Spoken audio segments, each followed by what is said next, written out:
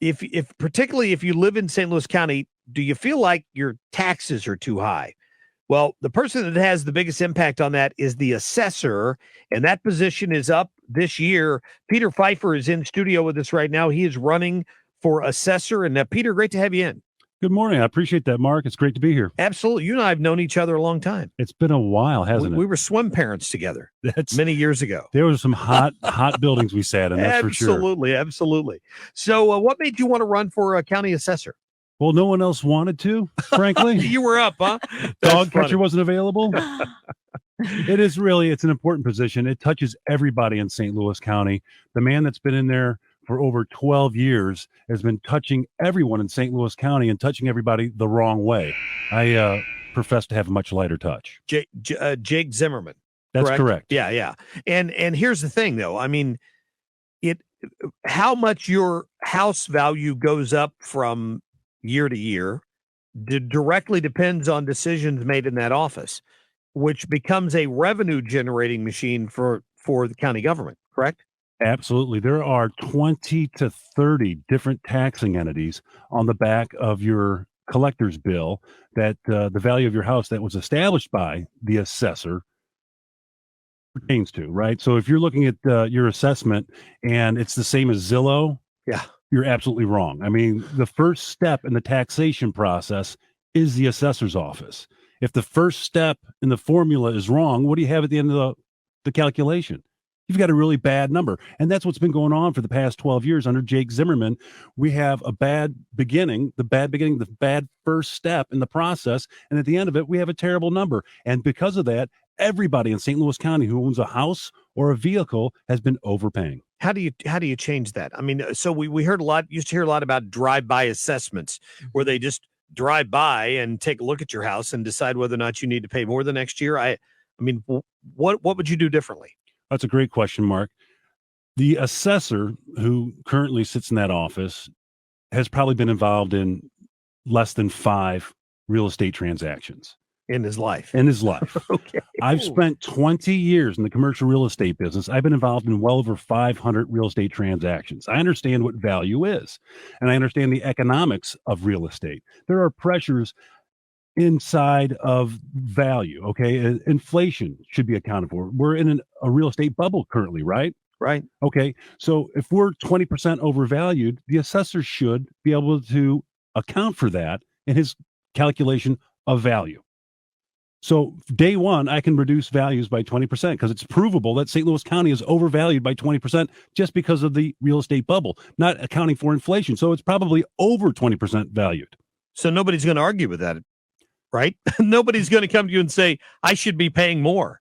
In other words, exactly. Right. This is if you can use that as the excuse, if you know it's overvalued by 20%, it could be an excuse by somebody who wanted to just use it as an example to raise more revenue for county government, which seems to be the point of this office, right? It is. Or this office holder. Absolutely. That he's the budget builder. That's for certain. There are 400,000 homes in St. Louis County. The median value of those homes is $200,000 across the county. My calculation of 20% overvaluation means $600 a year.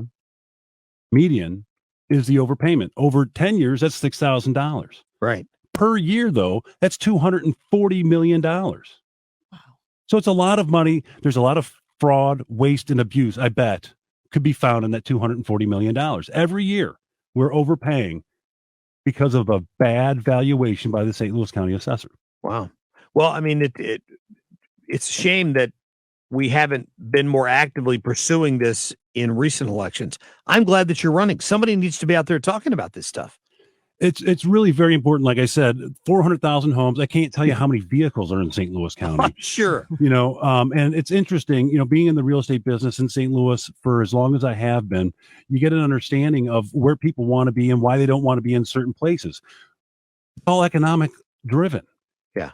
A lot of folks don't want to be in North County because of the tax rates, frankly. Why would I want to be up on, let's just say Earth City? Those tax rates are higher than they are in Fenton. So you'll see people make decisions based on 10 cents a square foot. Taxes are generally around $1.50 a square foot in some of these transactions. So why not take that 20, 30, 40 cents a square foot and put it in your business, I'm going to move to Fenton. Yeah. And you could affect that as assessor? Well, not the tax rates, Right. but the values. Okay. And that does have an impact. But Sure. tax rates have an impact on value as well. Yeah, that makes sense. So if you have a building that's being overtaxed, the tax burden is high on that building, which would reduce the value of that building, thereby, yes, lowering the effective tax on the building, but it wouldn't be messing with the tax rate. That's up to the voters. And that's something I believe this assessor has taken from us, the right to vote for tax increases. Over the last 12 years, the value's gone up, up, up, up. Mm-hmm. And you don't have the taxing entities don't have to ask for more money. They're getting it automatically through higher valuations. Yeah. If the valuations were put at the right number, the taxing entities, if they needed more money, would have to ask the voters for that tax rate increase. That's a good point. I love that. Mm-hmm. It's a good point. Peter Pfeiffer is our guest. He's in studio.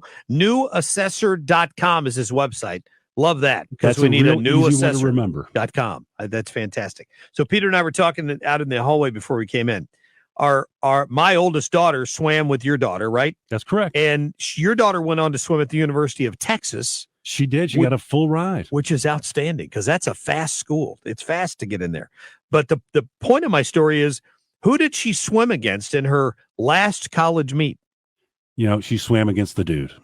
Leah Thomas? Leah Thomas. She did. Wow. So instead of finishing, third or fourth, she ended up finishing fifth in her final swim meet. Oh my goodness. After 17 years in the pool, swam against the dude. So it was very disappointing. As Mark knows, being a swim dad, you spend hours and hours and hours sleeping in your car, getting the kid to swim practice before school. So I spent years of my life sleeping in the back of my Cadillac, waiting for my daughter to come out from early morning practice to take her to school, and to have her swim her final swim meet against the dudes is super disappointing. Really was. Yeah, no kidding.